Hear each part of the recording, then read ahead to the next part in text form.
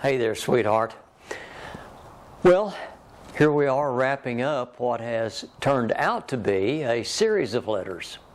It began with your simple questions: how do we know God exists, and what can science tell us? I like this brief exchange between Brian Greene and Richard Dawkins. Take a look. If you don't mind, can we spend a few minutes talking about God, if that's okay? So I'm just wondering, I too get asked at many lectures my view on God. And my typical answer is that, sure, there could be a God that's behind it all, and what we're doing as physicists, chemists, biologists, working out God's laws. And if that's how it is, I am thrilled to be part of that noble journey.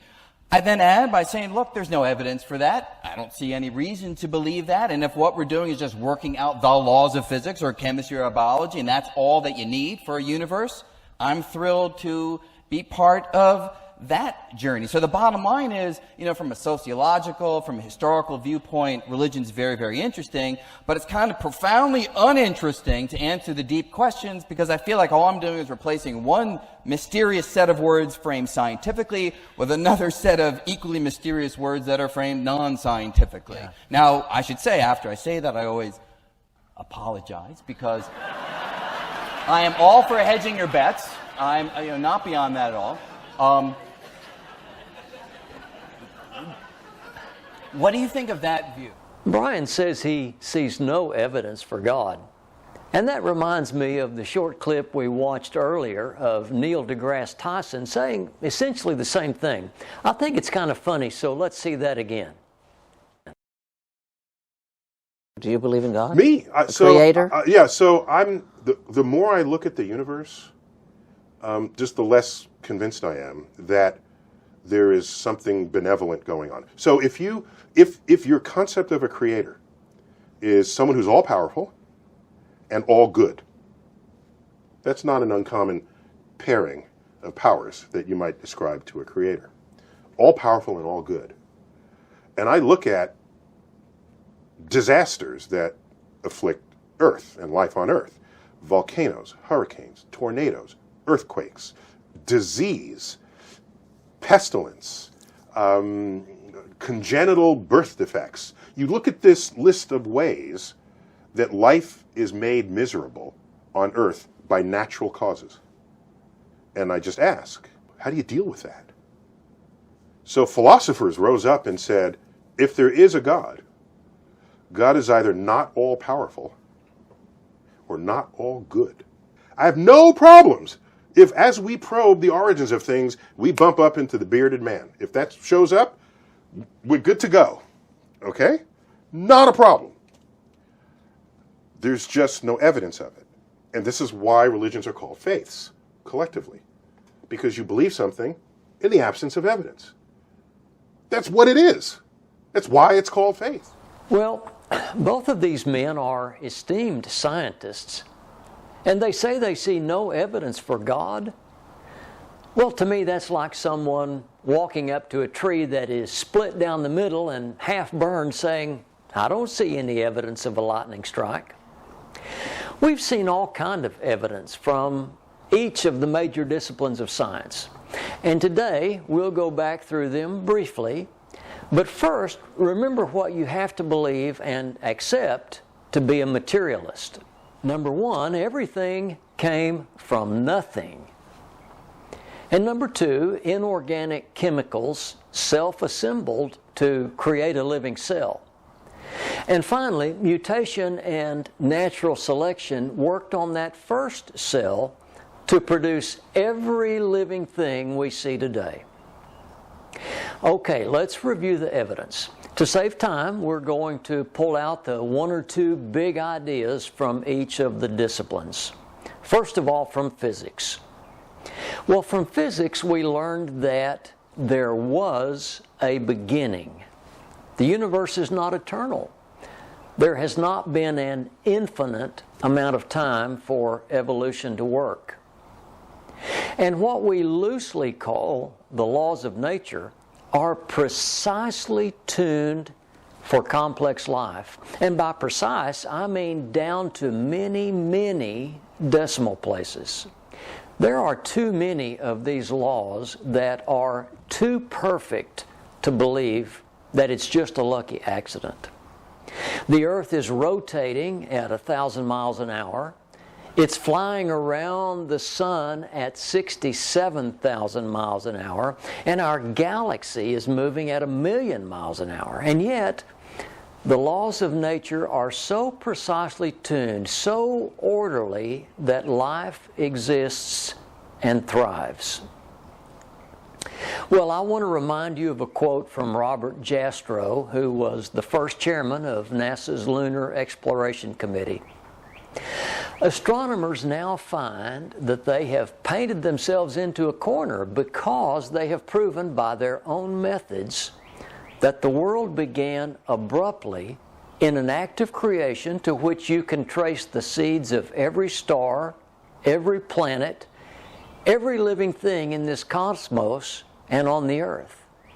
And they have found that all this happened as a product of forces they cannot hope to discover.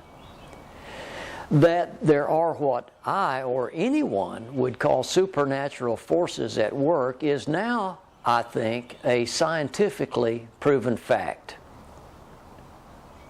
Well, moving on to chemistry. From chemistry, we learned that abiogenesis doesn't work. In the most sophisticated labs and under absolutely perfect conditions, we cannot get inorganic chemicals to self-assemble into a living cell. And yet, materialists would have us believe that in a hostile, nasty, uncontrolled environment, this is exactly what happened. Well, the whole religion of materialism hangs on this, but there is zero evidence thus far. Okay, biology.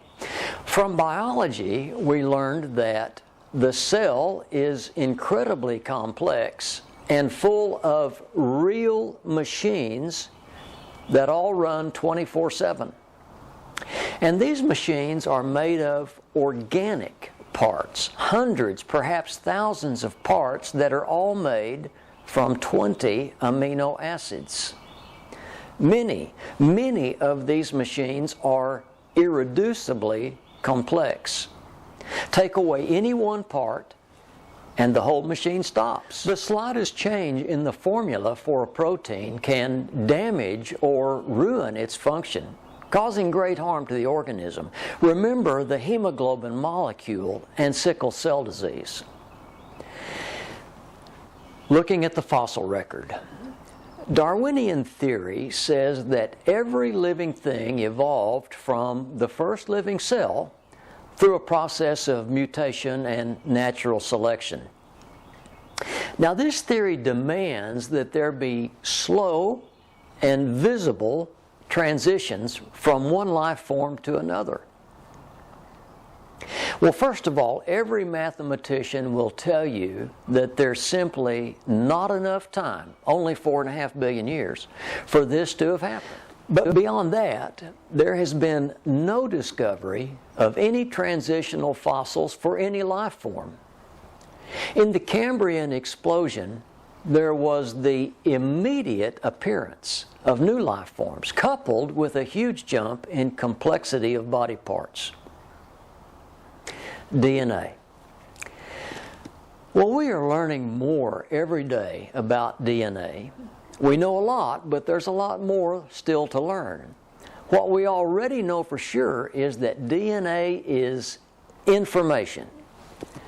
DNA is just like computer code, except far more advanced than anything we've ever created. Now, we know that information is complex and always originates in a mind. Well, you'll remember the name of Francis Crick. He was one of the two men that discovered the double helix structure of DNA, and he said this: biologists must constantly keep in mind that what they see is not designed, but rather evolved. Well, what does that statement from a committed atheist tell you about the evidence for design? Paul Davies holds a PhD in physics from the University College in London. He's a professor at Arizona State University. Let's watch a short clip from one of his recent lectures. Final part of the talk. How did it all start? How did software emerge from hardware? How did bits come out of stuff? We don't know. How did non-trivial, programmable construction, because it's not, so a living organism just doesn't make any old thing, it makes a very, very specific thing according to instructions contained in the DNA. How did that type of programmable and importantly reprogrammable, because that's how you get evolution, life gets reprogrammed to produce something different. How did reprogrammable construction emerge just from dumb molecules just banging around and interacting with each other? How did digital information storage emerge? So we're all convinced of the power of digital information processing. I'm old enough to remember the slide rule. That's called an analog computer. So slide rules, you whipped out of your pocket and did the calculation like this. These days, we think, no, that's really very inefficient. We use digital computation, and now we have digital radio, digital television, digital everything. And that's because it's a very, very efficient way of doing things. Well, life went digital 3.5 billion years ago with life. How did it do that? How did it go from storing information just in things like chemical gradients to storing it in these digital units, like nucleotides in DNA and the codons and so forth? Won't get into.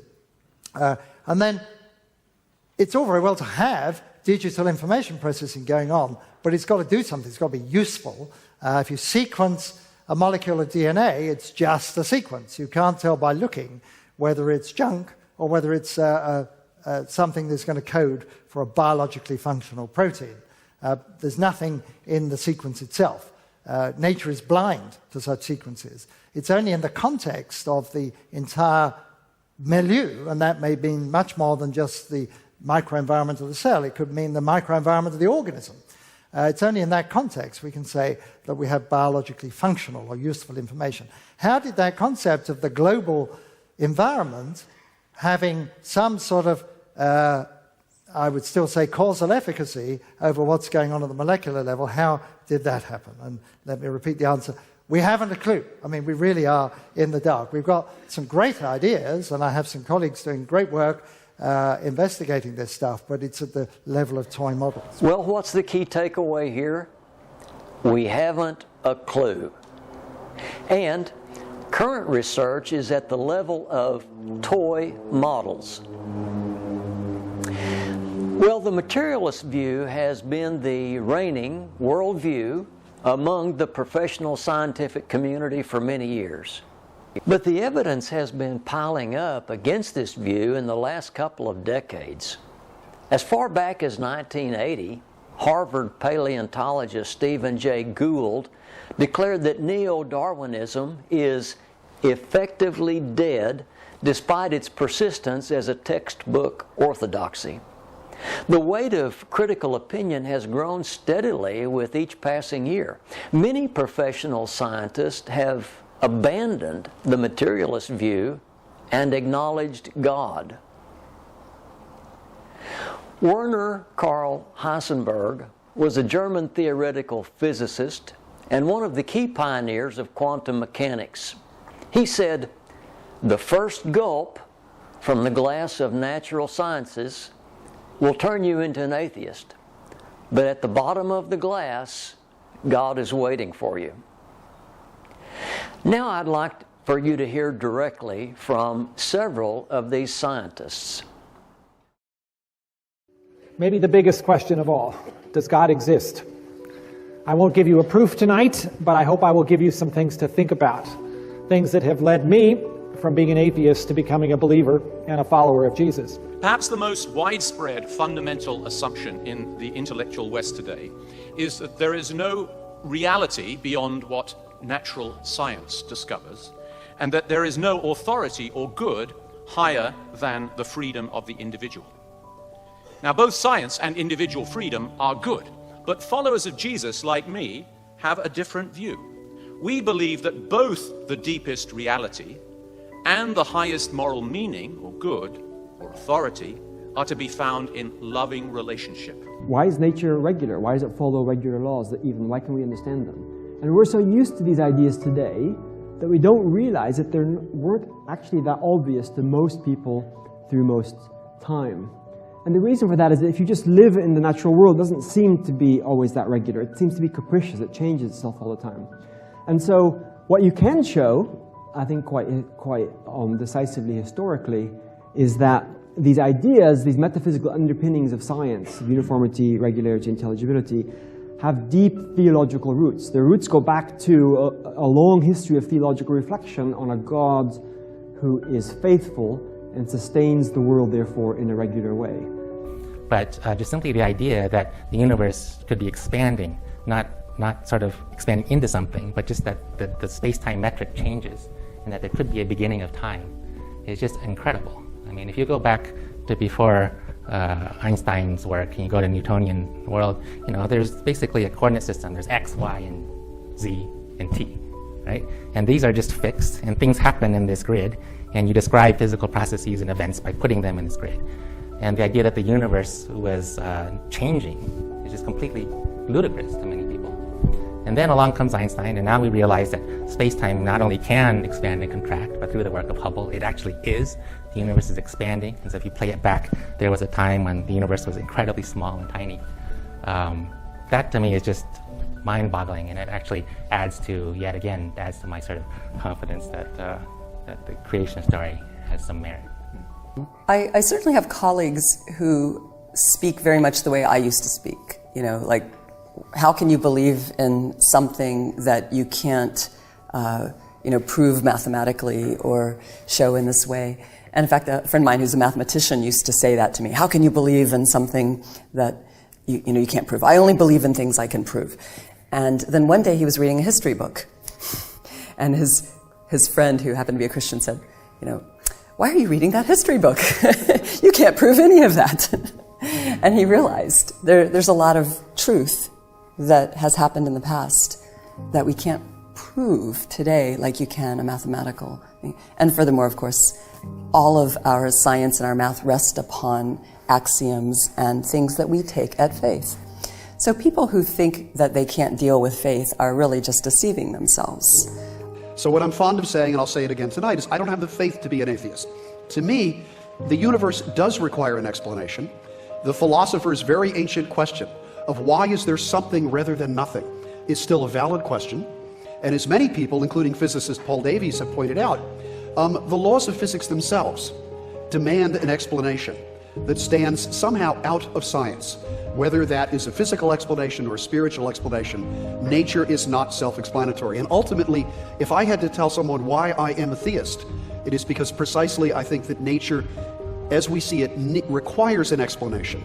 And the more we know of the world from science, the more it begs that explanation. I start by saying there is a God who created the universe, and he's not an impersonal God. He has declared himself as a loving God who seeks a relationship with us and also gives us free will to choose him or not.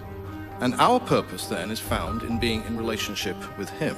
The order and structure of the natural laws, to me, suggests a God who ordained and conceived those laws. The astonishing complexity of living things, to me, suggests an architect who cares about those things. The fact that there is something rather than nothing suggests the existence of a creator of that something. And indeed, one of the joys I have in studying the natural sciences is that I learn a little bit about what God has done. And in the process, I think I come to understand a little bit of what he is like. He is much bigger, much grander, much more awesome, much more majestic than I would have previously imagined.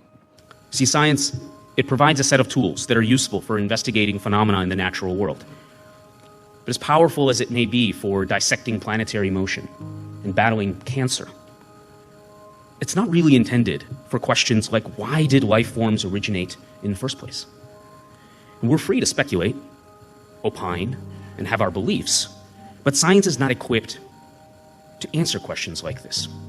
This doesn't itself mean, let me be clear here, that there is an answer somewhere else. It just means that we have to be faithful to what science is, and that we can't extend the purview of science beyond what it is capable of addressing. the Lord led me to genetics, and I don't have time to get into that story, but it's a fascinating story. How he led me to genetics. It was not what I had planned to do, but my goodness, I'm so happy I did.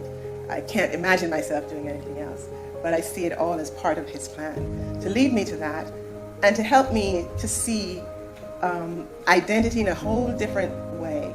And when I think about my own identity, I think of Christ and how he created us. He created us in his image, so we had identity with him. And then we sinned, and his grace, we talk about grace, his grace, through his grace, he wanted to bring us back in relationship with him and to bring us back in identity with him.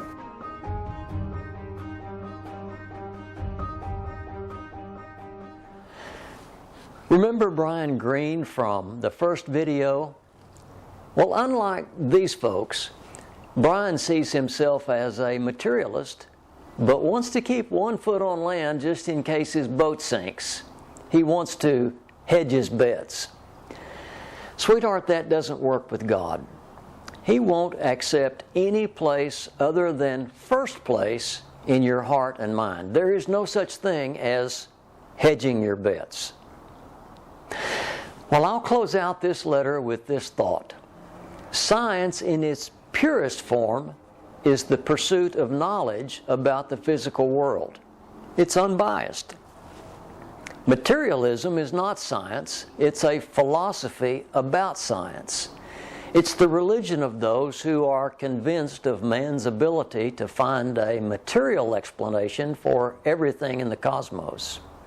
And as you've seen, we've just scratched the surface. There are a lot of things science cannot explain in material terms. It takes a lot of faith to be a materialist. Well, that wraps it up for the scientific evidence for the existence of God. And that finally lets us move on to your second question. How can we know that the Bible is true? I think you'll be surprised to learn that science actually affirms the authenticity of the Bible. And that's the subject of my next letter. Okay, sweetheart, I'll talk to you soon. Remember, I love you.